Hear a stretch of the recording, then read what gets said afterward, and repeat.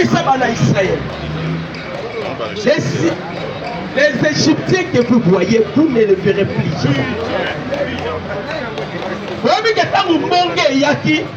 Le président Félix Atikalaki Yemoko. Mais vous savez pourquoi le président Félix n'a pas peur? Le chef de l'État n'a pas peur parce que le pouvoir au Sanango, ça ne vient pas des hommes, mais ça vient de Dieu. Parce que si ce pouvoir venait des hommes, il était sûr que celui qui a fait de moi roi, c'est Dieu en personne. Je ne dépends pas de ces hommes de ce monde. C'est Elohim qui est ma protection. C'est-à-dire le président Félix, il est le seul président au monde le plus protégé sur le plan spirituel. Là, je vous dis et je signe. Parce que le président Félix Tshisekedi est le président de la bandette. Mais pas pour mailler. Boyoka bandeko ba congolais. Boyoka. Genèse c'est solo ba. Au commencement Dieu créa les cieux et la terre. La terre était informe et vide. Il y avait l'esprit de Dieu qui se mouvait, pardon, il y avait les ténèbres à la Bible et l'esprit de Dieu se mouvait au-dessus des eaux. C'est ça la création du monde. Il y avait les ténèbres, c'est-à-dire Dieu et il y a eu l'apparition du ténèbre. Et on dit que l'esprit de Dieu se mouvait au-dessus des eaux. Il n'y a aucune place dans la Bible où on dit que Dieu avait créé des eaux. Non, donc c'est ce qui fait l'éternité de Dieu. C'est ça la puissance de Dieu. Or, si vous allez dans la profondeur, la République démocratique du Congo, c'est quelque chose qu'on a tiré dans l'eau. Cela veut dire, dans la préséance de Dieu, la RDC existait déjà.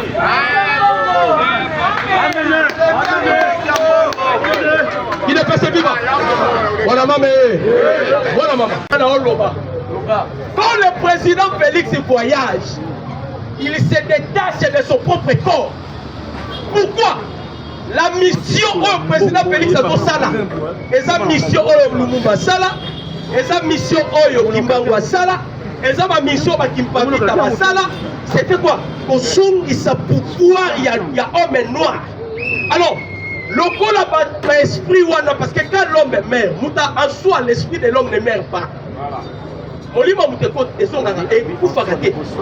l'esprit s'incarne dans un autre corps. Maintenant, tous ces esprits sont incarnés dans le corps de Tshisekedi.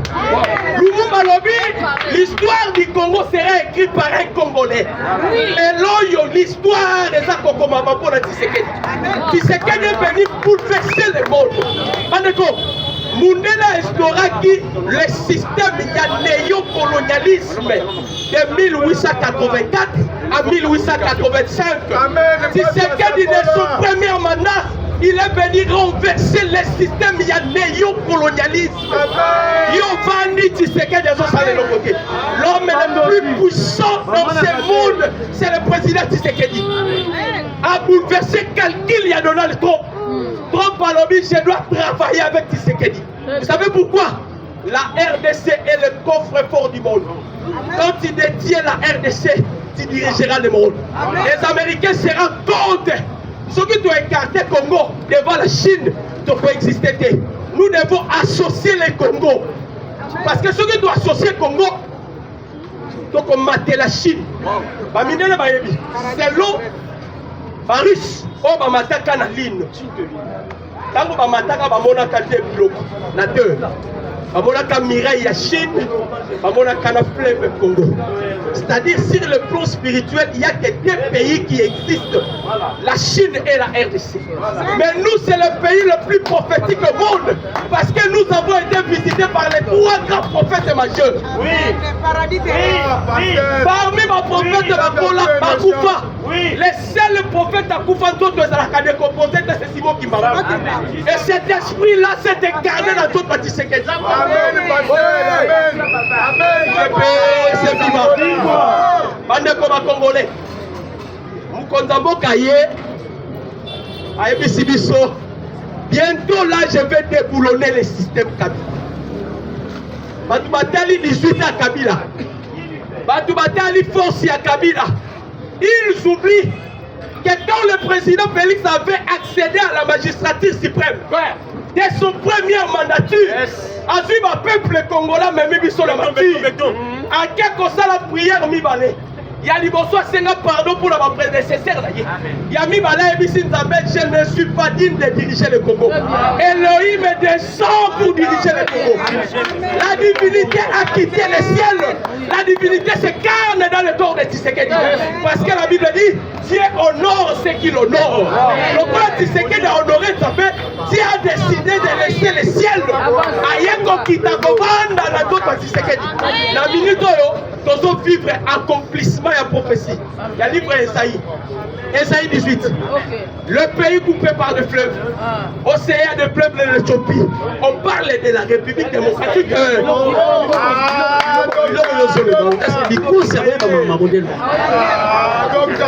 parle de la République démocratique du Congo.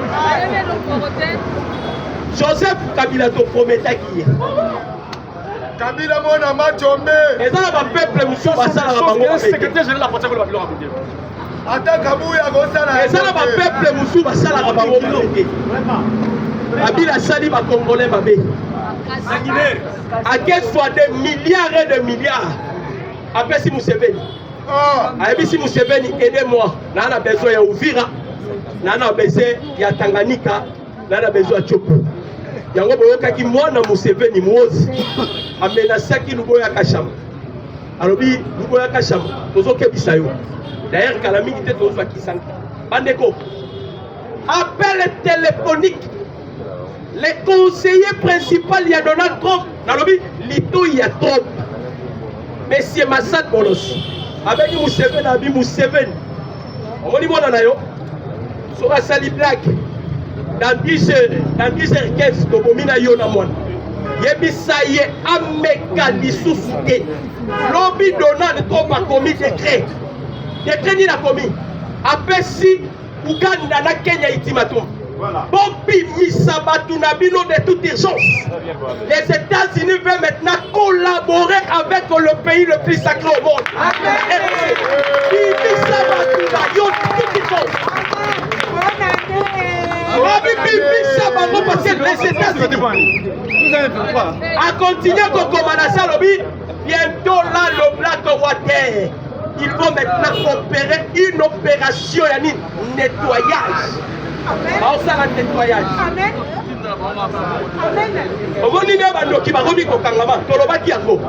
Le président Félix Alobaki,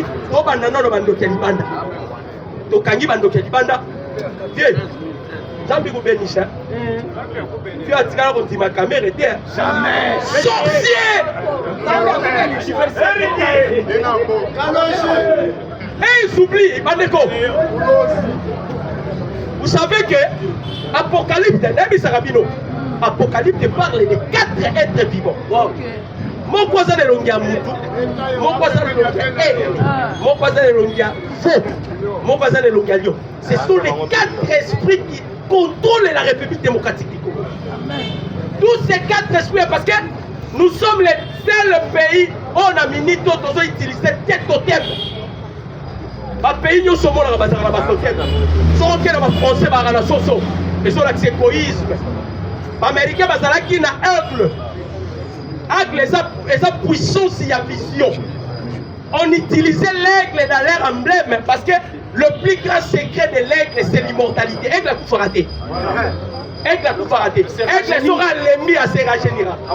À Boukibek, à Lomoli, à Papouna, à Kepanda, Nicolas Ngombo. Alors les Américains utilisaient les aigles. L'emblème sous forme à cause de l'éternel. Quand le président Félix est allé dans la tombe d'Abraham, on a récupéré la force de l'aigle. Maintenant nous avons Lion et nous avons les totems de l'aigle. Voilà pourquoi nous bouleversons le monde. J'ai dit et je promets.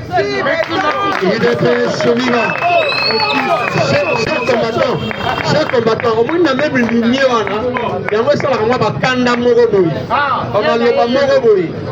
Parce que lorsqu'il a parlé de la parole de Dieu, son Motali Félix, il a les 4 caractéristiques des 4 êtres vivants. Parce qu'il y a l'aigle, il y a l'homme, il y a le veau, il y a quoi? Le lion. Les lions, c'est la royauté, le pouvoir. L'homme, c'est la caboche, l'intelligence. L'aigle, c'est la vision de loin à percevoir. Et Yasuka, c'est le veau, la docilité. Lorsqu'il est entré, yo maman,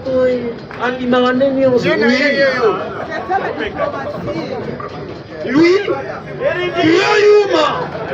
mais le lot, à sa grand yanké, il devait vivant. Je te salue le grand de la nation. Je salue la première dame et je salue la conseillère du chef, Johanna. Sauf Kabouya. Mais oui, bien parlé. Sauf Kabouya, sauf Kamel. Sauf les tous. Je salue mon président Kassa. Je salue mon frère Olivier. Je salue mon papa et tous les combattants de presse. Bonjour à tous. Je me suis habitué à Batuba Taxaranga. J'aime ça. Et quand vous me taxez, c'est aussi ça votre imbécilité. Lorsque vous me dites que vous avez fait un pourquoi on fait un parce que Jésus-Christ aussi avait un Syrien, avait un renard. Chaque combattant, lorsqu'on a des maniaques dans notre pays, il ne faut pas gober tout. Nous avons au pays des maniaques. Des maniaques qui ne sont pas des Congolais purs. Parce qu'il y a qu'on troubler politique dans le Moka. Et tous sont des inconscients, des étrangers. Qui vous dit que Kabouya est un Congolais? Bon, est-ce qu'il faut ça débauchage? Faut-il le battre dans silence? Olivier, François Pablo, il est très idiot. Il combattant, il dépêche. Non, comprenez? Le fer existe de fer.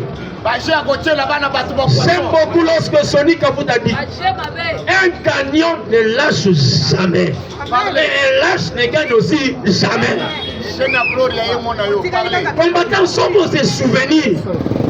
Il y a une historique dans la réalité. Sommes que ces souvenirs. Moi j'avais dit depuis le début, lorsque Kabound partait, j'ai dit qu'il faut que nous ne pas quitter. Combattant,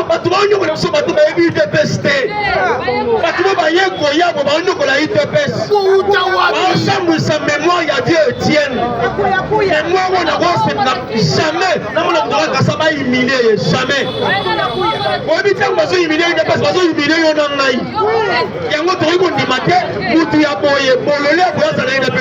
J'ai aimé, il y a un présent, c'est là, il y a matin de lobby, il numéro 9.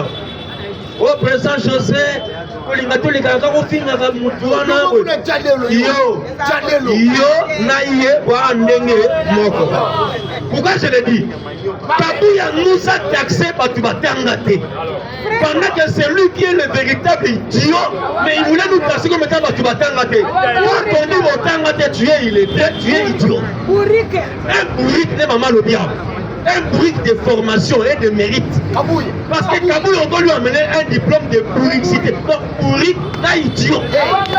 Il te pèse à terre comme on est en route dans ce qui nous fait. Il te pèse vivant.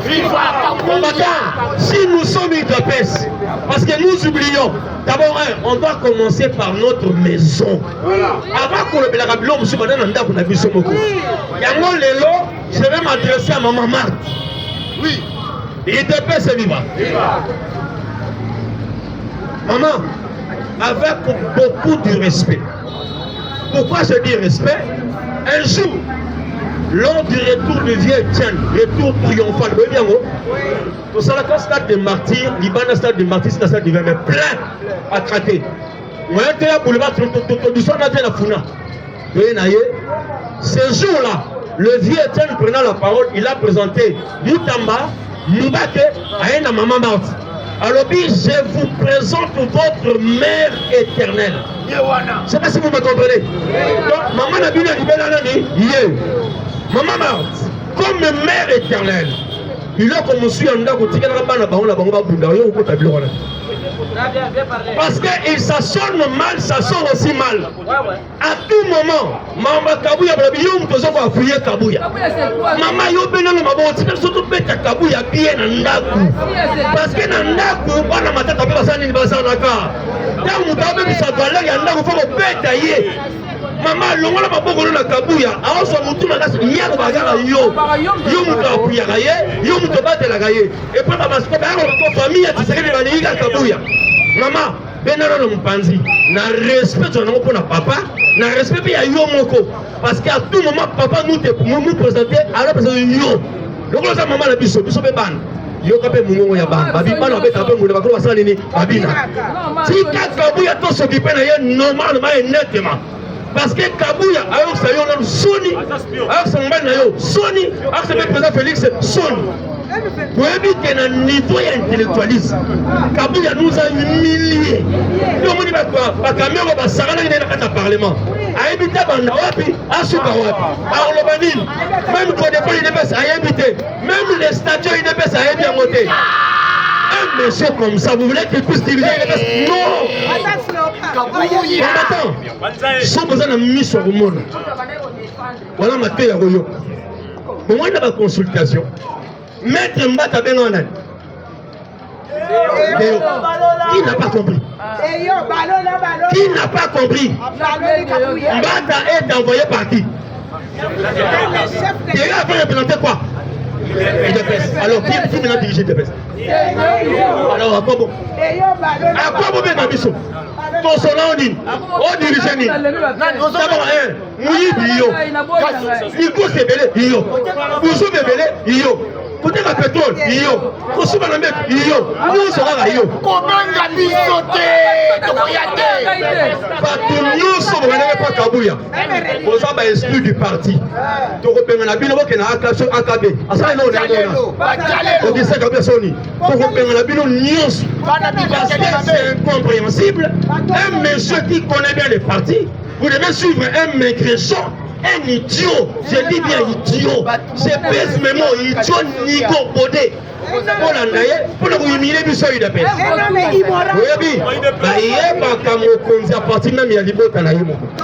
Si Félix est aujourd'hui présent, ce n'est pas par rapport seulement au Congo, c'est par rapport à l'UDPS.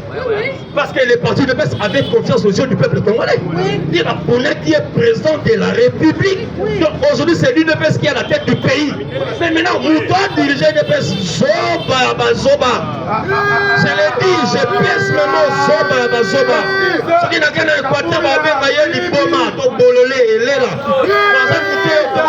confiance, on doit aller de l'avant et on doit faire les autres choses. Alors, Bagaza Moutia Miabi, à Bossé de l'Omogo, à Moutia Miabi, à Bossé que ma maman est aussi de Miabi. Moi, je suis équatorien de père de Kasser de mer. Ma maman est de Miabi, on ne le connaît pas, Miabi. Pourquoi il avait fui les Kassai pour les élections? Et ici, il a triché. Mais oui. L'élection, j'ai quoi, il y a une élection? Il a triché. J'ai quoi, il y a une élection? Il a triché. Il n'est pas se vivre. On doit être concret et net. Je résume.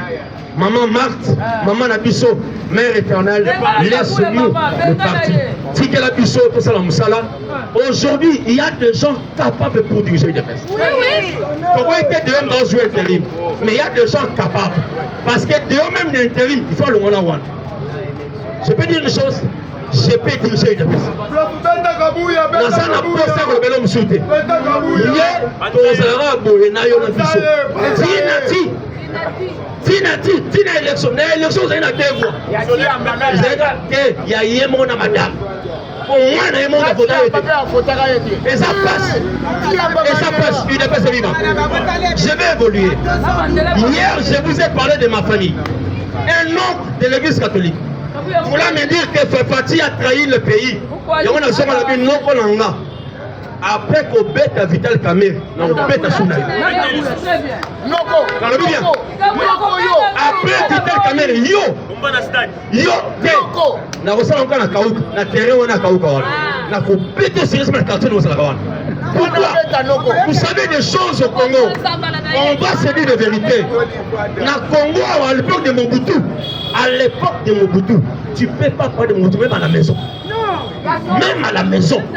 Moi, si aucun la mobile, moi, si tu parles de mal de moto, on va t'accuser. Parce que le bureau n'est pas confondé. Moi, je confonds le bureau quartier. Mais aujourd'hui, on commence à exagérer un peu. On peut faire ma faute avec même. Il peut pas aller. Non. Ah, ouais, ça là qui m'y paie quoi. Parti et peut faire des coups. On doit pour la faute. On ne peut pas avoir pitié de qui que ce soit. À l'époque du peuple perdu, nous, on ne t'est pas pardonné. Mais oui, je vous dis la vérité. J'ai été 6 fois l'année. J'ai été arrêté 6 fois l'année. Il y a des miables. Il y a même des prisons pour le Marabouya Kabila. Mais aujourd'hui, on parle des fautiers, nous nous regardons. C'est quoi au juste? Attends les États, on peut l'acheter. Oh non, nous sommes des démocrates. Je suis démocrate, mais sachez une chose. Dieu a la démocratie. Dieu n'a jamais été démocrate. Il est Dieu. Il impose des choses. Il dit ceci. Je mets devant vous la vie ou la mort. Mais moi, alors dit mais moi, je ne prends pas moi, mais quand le dit mais, il a tout aboli ce qui était auparavant. C'est ça les Français. J'ai dit la vie. Il vous impose la vie. J'aime aussi une phrase. Tu as dit ceci. Continuez frère Dieu Mokwabi. J'aime ceux qui m'aiment. Alors, ceux qui ne l'aiment pas, ceux qui les haïssent, il dit il aime ceux qui l'aiment. Bon, bah toi, il y a oh, bah il y a des savants. C'est quoi? Na kolinga kamere ndenge ni. Moi, je suis Dieu. Dans le Bible, kamere, j'étais aéré jusqu'à Tinati. Parce que aux allons nous tout mon nez, là vous avez belé. De deux, qui nous tombent belé, on s'en passe. Oui, vous vivez moi les gars, ça la blague. Oui, vous vivez moi les gars. À moi la cave, kanda na quoi chap. Le pain à la louange, moi dans l'église de louange, il y a le pain à maman Molik.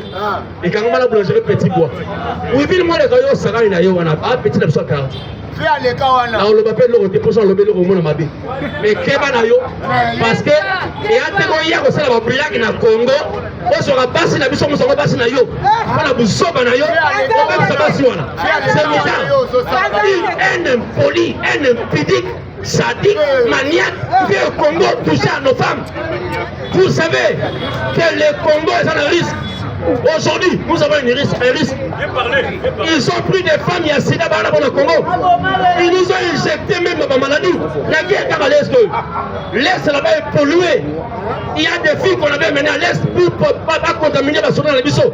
Les femmes, parce que les mecs est congolais. Non, j'ai compris aussi une chose. Lorsqu'on dit que l'Est, j'aimerais d'ailleurs corriger de moi au Lobia. Ne parlez pas battu à Est. Non, non, non. Les abattoirs à Est, les Rwandais qui sont à l'Est. Parce que l'Est, c'est le Congo. Nos frères de l'Est, ce sont nos frères. On parle de l'Ouest, l'Est, Nord, Sud et Centre. Comment on le reste? Nos frères de l'Est sont des Congolais. Mais ce sont des infiltrés Rwandais là-bas qui sèment des troubles. Et on doit récupérer un bon cannabis. Et on a fait un fati. Sont de récupérer le territoire Nyos. Président Félix, par rapport à la droiture, Yosuka na frontière. Pour dire, Yosuka, le président, c'est qu'il a besoin de Wazalem, Toko Tatina Rwanda. Toko Zonyos, ce qui est Toko Solana Rwanda, Bolanda qui maman Wagner. Alors, Toko Solana Rwanda, non pas pour négocier ma territoire, non. Toko Tala, ceux qui s'y m'a mis sur la bien. Mais Toko Solana Rwanda, n'a plus à dire, il y a Toko Solana Rwanda. Na Rwanda sur table, on retient un nombre.